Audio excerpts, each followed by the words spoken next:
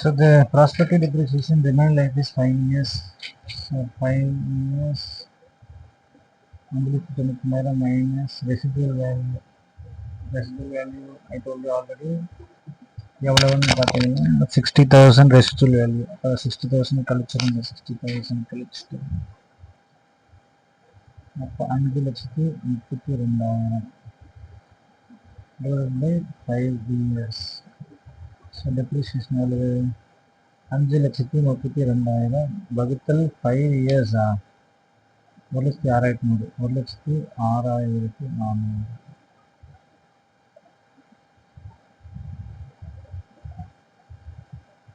So 5,32,000 வகுத்தல் 5 years 1,06,400.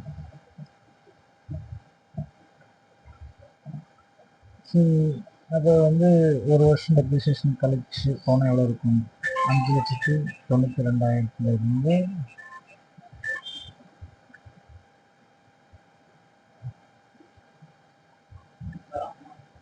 எங்கம்மாவா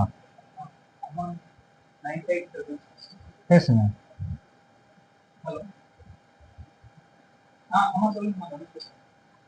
4,85,600 இது போயிட்டான்.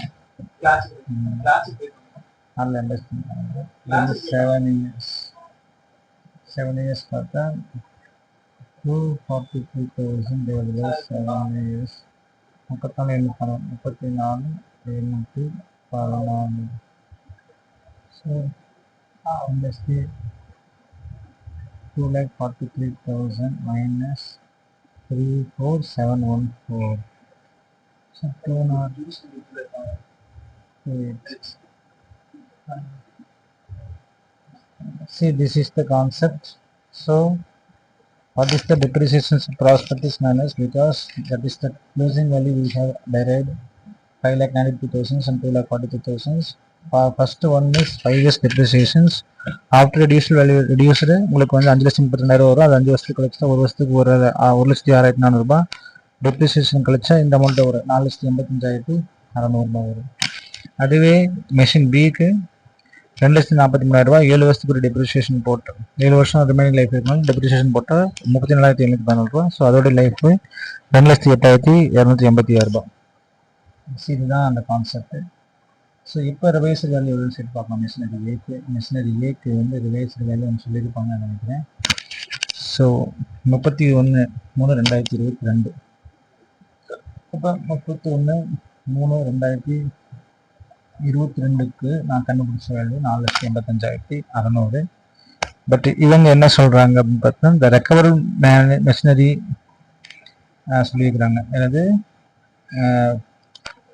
பாருங்க, இந்த year company has done the assessment of recoverability of CGU and found CGU is 11 lakhs, that is on 31st March. The recoverable value of machinery A is 5,50,000 சொல்கிறாங்க. கம்பைண்டாக 8 லட்சம், தனியாக 5,50,000 இல்லையே. But இங்கே 5,50,000 இருக்கிறது. ஸோ எனக்கு upward valuation revaluation profit C 4,85,600 C 5,50,000 போச்சுன்னா எனக்கு எவ்வளோ கிடைக்குது? 64,400. இதில் இம்பேர்மெண்ட் லாஸை நான் கழிக்க முடியுமான்னு கேட்டால் கழிக்க முடியாது. ஏன் அப்படின்னா அது கேள்வி.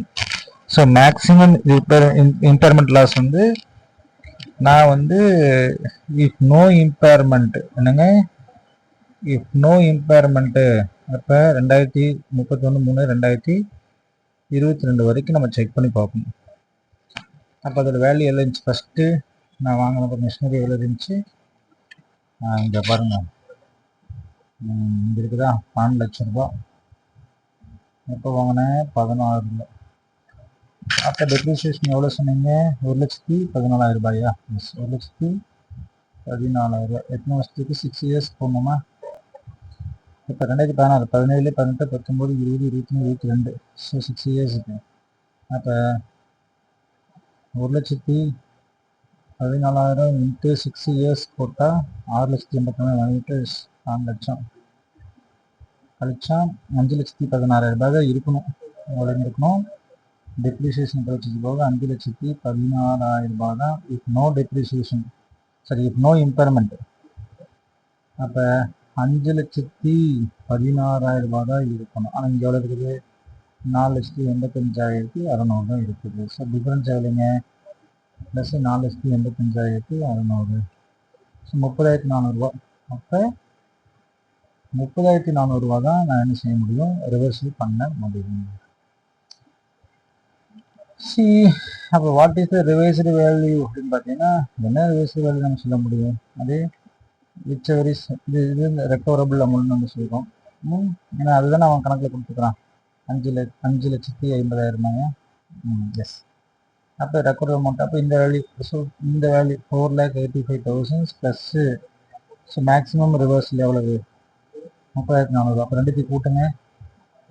ஸோ 30,400 ப்ளஸ் எவ்வளோங்க? 4,85,600. ஸோ 5,16 அப்படின்றது தான் உங்களுக்கு சரியான விடை. So revised value of machinery A அப்படின்னு பார்த்தா 5,16,000. ஸோ இதுதான் உங்களுக்கு ஆன்சர்ஸ் ரிவைஸ்டு. லாஸ்ட்டு ஒன்று சொல்கிறான், சி பாயிண்ட்டுன்னு சொல்கிறான். அதையும் நம்ம பார்த்துக்கலாம். சி பாயிண்ட் என்ன அப்படின்னு பார்த்தீங்கன்னா, சி பாயிண்ட் இஸ் நத்திங் பட்டு சிஜியூ டோட்டல் வேல்யூ எவ்வளோன்னு பார்க்குறீங்க. இப்போ நம்ம வந்து பார்க்கக்கூடியது வந்து ரிவர்ஸ் வேல்யூ தானே. 5,16,000 மெஷினரி இதோட ப்ளஸ்ஸு அங்கே ப்ரிப்பேர் பண்ணி வச்சுருந்தது எவ்வளவு? மெஷினரி பி எவ்வளோன்னு பாருங்கள். மெஷினரி பியோட டெப்ரிசியேஷன் கழிச்சலுக்கு 2,08,286. 2,08,286 ப்ளஸ்ஸு இன்வென்ட்ரி மட்டும்தான் வரும். ஏன்? இந்த குட்வில் தான் நம்ம ஆல்ரெடி இம்பேர்ட் ஆயிடுச்சு இல்லைவா? அதனால் குட்வில் எடுத்துக்கொள்ளக்கூடாது. So what is the inventory value எவ்வளவுன்னு பார்த்தீங்கன்னா இங்கேயே சொல்லியிருப்பாங்க. Very simple. You see that inventory value they have given இங்கே கொடுங்க இன்வென்ட்ரி 1.65. அப்போ இந்த 1.65 நீங்கள் என்ன செய்யலாம்? 1.65,000. ஸோ டோட்டலாக எவ்வளோ வரும்னு பார்த்தீங்கன்னா கூட்டி பாருங்கள். Plus 2,08,286 plus 2,60,000. அப்போ 8,89,286. 8,89,286 உங்களோட வேல்யூ நீங்கள் என்ன சொல்லிக்கிறீங்க? 11 லேக் சொல்கிறீங்க. அக்ரிகேட் வேல்யூ 11 லேக் நீங்கள் சொல்கிறீங்க இல்லைங்களா? அப்போ இதோட கூட்டத்தொகை 11 லட்சம். அப்புறம் கண்டிப்பாக அப்வர்டில் இருக்குது. ஸோ அப்போ உங்களுக்கு என்ன கிடையாது இல்லை? ஏன் அப்படின்னா கம்பைன்டு வேல்யூ என்ன சொல்லி வச்சாங்கன்னு சொல்லிட்டான். எப்போன்னா 11 லட்சம் அப்படிங்கும்போது ஸோ 11 லட்சம் இருக்குதா? எஸ். ஆனால் நம்ம வந்து அப்படி எடுத்துக்கொள்ளக்கூடாது. ஏன்னா கம்பைன்டு வேல்யூ 11 லட்சம்னு சொன்னான்னா 11 லட்சம் எப்படி சொல்கிறான்? நல்லா கவனிக்கணும். கம்பைன்டு ஏ அண்ட் பி இன்வென்ட்ரியோட வேல்யூ கூட்டினா எவ்வளோ வேலை வருதுன்னா 7,60,000 ப்ளஸ் 2 லட்சம். 7,60,000 அப்படின்றது எங்கே இருக்குன்னு பார்த்தா நாங்கள் அங்கேயே சம்லே பாருங்க இருக்கும் பாருங்க. சரி, 8 லட்சம் இதுதான் நம்ம இருக்கணும். ஸோ 8 லட்சம் கம்பைன் வேல்யூலையுமே 8 லட்சம் ப்ளஸ் ஒரு 1,65,000. அப்போ இந்த வேல்யூ எடுத்துக்கொள்ளக்கூடாது. ஏன் இருக்கக்கூடாதுன்னா 9,65,000 இதுதான் நீங்கள் எடுத்துக்கணும். அப்படி பார்த்தாலும் உங்களுக்கு இது வந்து லாபத்தில் தானே வருது. எவ்வளோ லாபம் வருதுன்னு பார்ப்போம். 9,65,000. ஸோ 75,714. உங்களுக்கு 75,714 ரூபாய் உங்களுக்கு அப்பர் வேல்யூஷன் வருது. திருப்பி சொல்கிறேன், ஏன் 11 லேக் எடுத்துக்கக்கூடாதுன்னா 11 லேக் தான் அவன் கணக்கில் சொல்லியிருப்பான். பட் இண்டிவிஜுவலாக பார்க்கும்போது கம்பைன்டு வேல்யூவாக 8 லட்சம் ப்ளஸ் 1,65,000.